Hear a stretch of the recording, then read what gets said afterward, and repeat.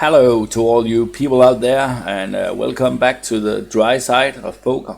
Some people may even say the dark side of poker, because this is here I show you what kind of nitty-gritty work I do to become better and to try and win some money at the tables. Today I want to walk you through the pre-flop process I go through on a daily basis with many hands. In further videos I will have done some of the work before, so it goes faster, or I would do it fast, and therefore I think it's important to try and show you in a little bit of a slower process what kind of things I do in my pre-flop game.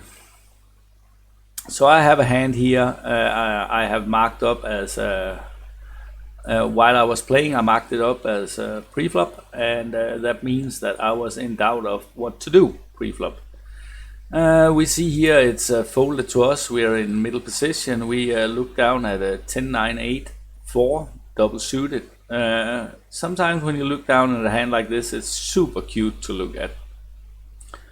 It has three very connected cards up here. It's double suited, but it has this dangler with the free gap, with a 5-6-7 gap.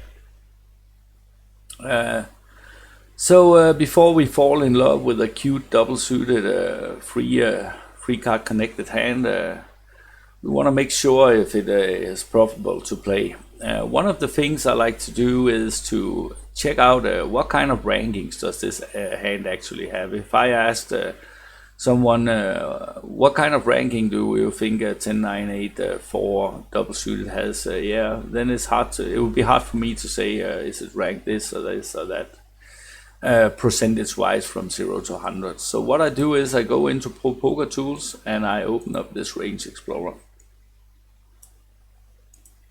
What I do here in the Range Explorer, I simply click in the hand 10-9-8-4 double suited.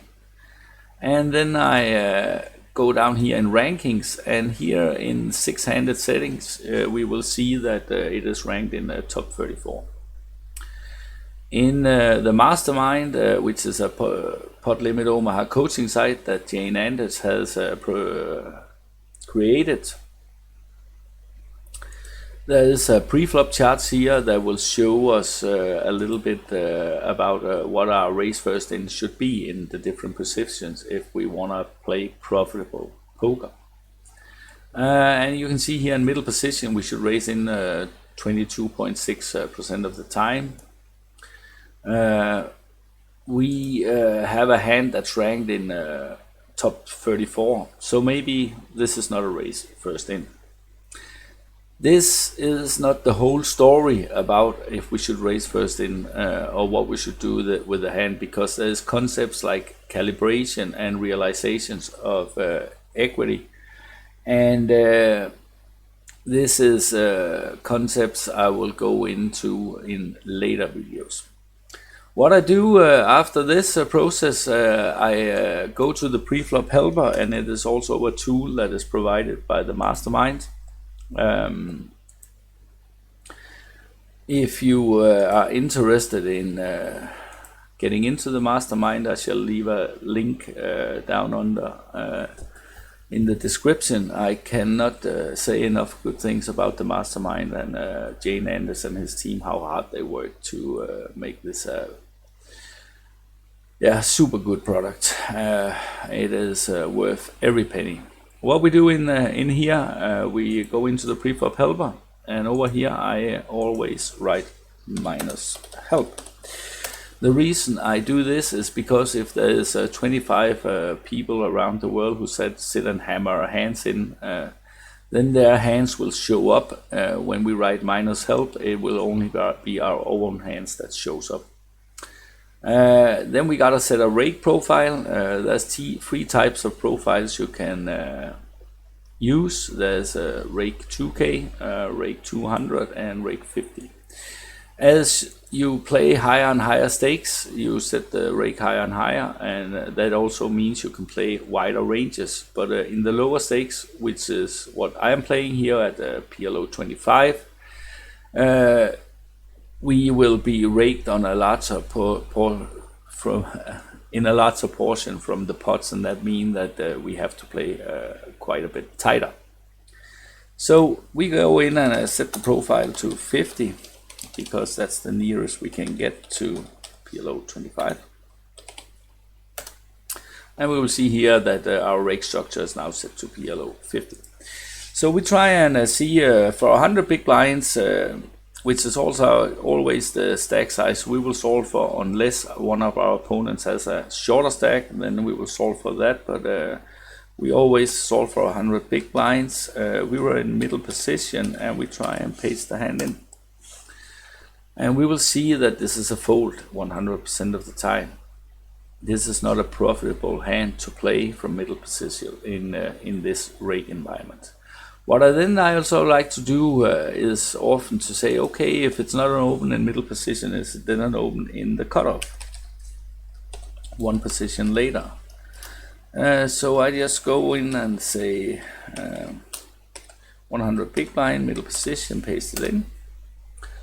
And we will see one more time, it is a fold 100% of the time. How about the dealer button?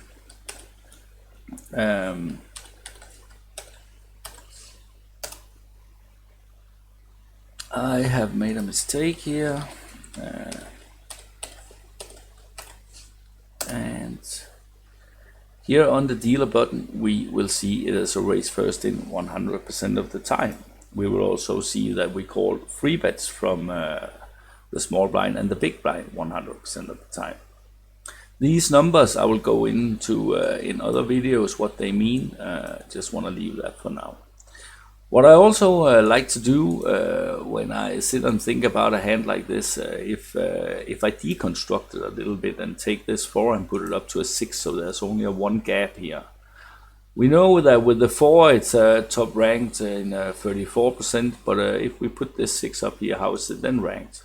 It's ranked in top 20, and then it starts to become a much more playable hand, I guess.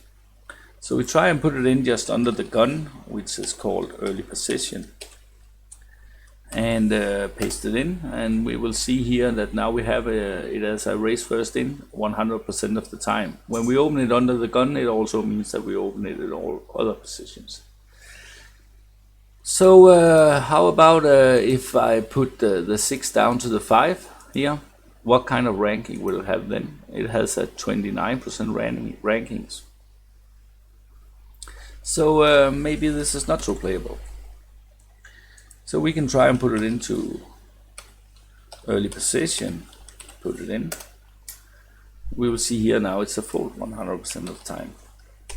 If we put it into middle position, it's probably also a fold 100% of the time. How about the cutoff?